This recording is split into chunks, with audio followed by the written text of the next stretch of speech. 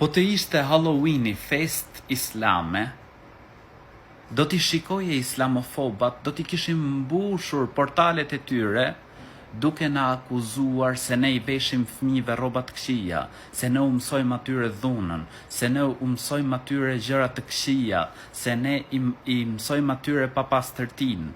Por me që kjo fest nuk është fest islame, me që kjo fest, pra është fest pagane, fest e atyre që adhurojnë shejtanin, atëherë ata i dalin mbrojtje.